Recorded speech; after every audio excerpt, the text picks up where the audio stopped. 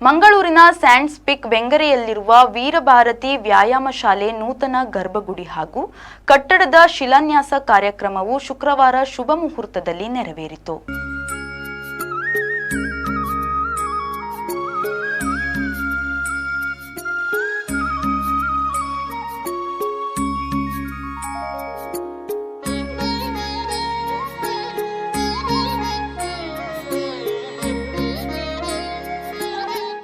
₹1.5 ಕೋಟಿ ವೆಚ್ಚದಲ್ಲಿ ನಿರ್ಮಾಣವಾಗಲಿರುವ ನೂತನ ಕಟ್ಟಡಕ್ಕೆ ಶ್ಯಾಮಿಲಿ ಫೌಂಡೇಶನ್ ಟ್ರಸ್ಟ್ ಸ್ಥಾಪಕರು ಮೊಗವೀರ ಸಮಾಜದ ಮುಖಂಡರಾದ ನಾಡೋಜ ಡಾಕ್ಟರ್ ಜಿ ಶಂಕರ್ ಶಿಲಾನ್ಯಾಸಗೈದರು.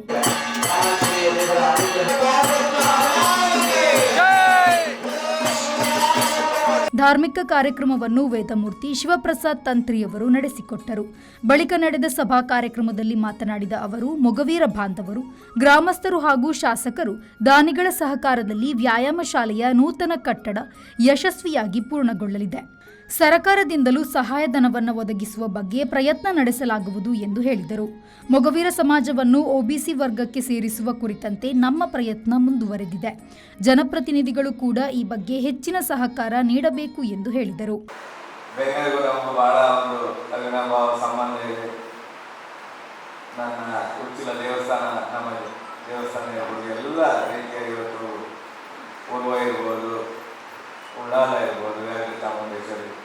ಹಾಗೆ ಉಪ್ಪಳದಿಂದ ಬೈದೂರಿನ ಶಿರೂರವರೆಗಿನ ಎಲ್ಲ ಮಗುವರು ಕೂಡ ನಾವು ಒಟ್ಟಾಗಿದ್ದೇವೆ, ಸಂಘಟಿತರಾಗಿದ್ದೇವೆ, ಒಂದು ದೊಡ್ಡ ಶಕ್ತಿಯಾಗಿದ್ದೇವೆ.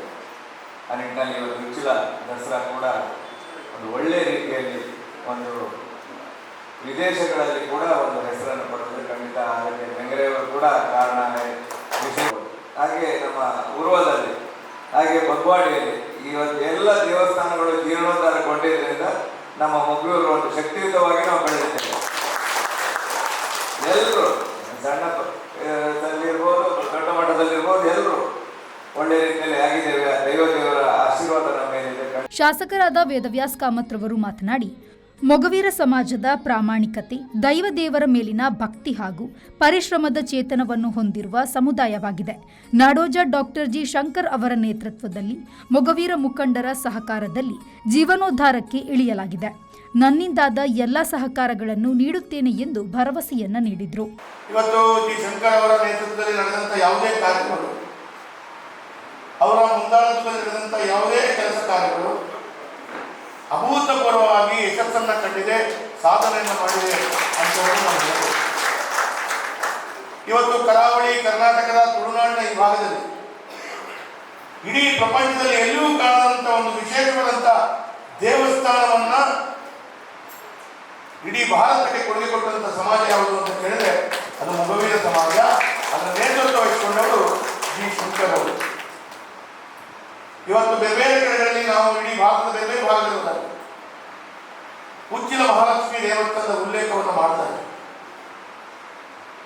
ಆ ಕ್ಷೇತ್ರದಲ್ಲಿ ಬಂದಾಗ ಆ ಒಂದು ವಿಶೇಷವಾದಂತಹ ಕಾಣಿಕೆಯನ್ನು ನಾವು ಕಾಣ್ತೇವೆ. ಇವತ್ತು ಇತ್ತೀಚಿನ ದಿನಗಳಲ್ಲಿ ಆ ನವರಾತ್ರಿ ಹಬ್ಬದ ಆ ಕೊಡುಗೆಯನ್ನ ಕಾರ್ಯಕ್ರಮವನ್ನು ಕಂಡಾಗ ಬಹಳ ಅಭೂತಪೂರ್ವವಾದಂತಹ ಕೆಲಸ ಕಾರ್ಯಗಳಾಗಿವೆ. ಹಾಗಾಗಿ ನಾನು ನವರಾತ್ರಿ ಹಬ್ಬದ ಸಂದರ್ಭದಲ್ಲಿ ಕೂಡ ಹೋಗಿದ್ದೆ.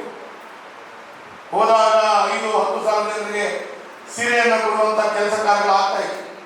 ಶಂಕರನವರು ನನ್ನನ್ನು ಕರೆದು ನನ್ನ ಕೈಯಿಂದ ಮಹಿಳೆಯರಿಗೆ ಸೀರೆಯನ್ನು ಕೊಡಿಸಿದರು. ಸಂಜಯ್ ಬೆಂಗ್ರೆ ಅವರು ಮಾತನಾಡಿ ಶುಭ ಹಾರೈಸಿದ್ರು.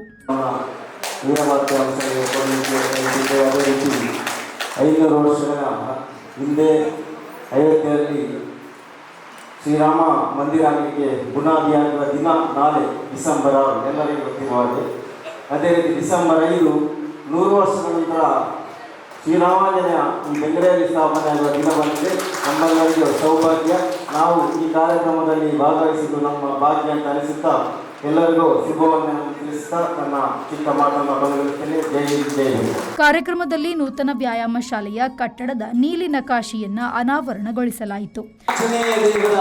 ಗರ್ಭಗುಡಿಯ ಮಂದಿರದ ನಿರ್ಮಾಣ ಮುಂದಿನ ದಿನಗಳಲ್ಲಿ ನಿಮ್ಮೆಲ್ಲರ ಸಹಕಾರದಿಂದ ಧನ ಸಹಾಯ ಹೊಂದಿಸುವ ಸಲುವಾಗಿ ವಿಜ್ಞಾಪನಾ ಪತ್ರದ ಬಿಡುಗಡೆ ನಡೆಯಿತು. ಕೋರುವಂತಹ ವಿಜ್ಞಾಪನಾ ಸಂವಿಧಾನದ ಸಾಕಾರವಾಗಿ ಅನ್ನುವಂತಹ ಗಣ್ಯರ ಜೊತೆಯಾಗಿ ಲೋಕಾರ್ಪಣೆ ಮಾಡ್ತಿದ್ದಾರೆ.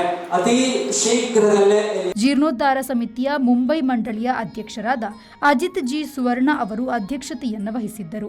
ಚೇತನ್ ಬೆಂಗ್ರೆ, ಶಶಿಕುಮಾರ್ ಬೆಂಗ್ರೆ, ಮೋಹನ್ ಬೆಂಗ್ರೆ, ಆನಂದ್ ಅಮೀನ್, ವರದರಾಜ್ ಬಂಗೇರ, ಬೆಂಗ್ರೆಯ ಎಲ್ಲ ಸಂಘ ಸಂಸ್ಥೆಯ ಅಧ್ಯಕ್ಷರು ಉಪಸ್ಥಿತರಿದ್ದರು. ಶರತ್ ಸಾಲ್ಯಾನ್, ವಿ4 ನ್ಯೂಸ್, ಮಂಗಳೂರು.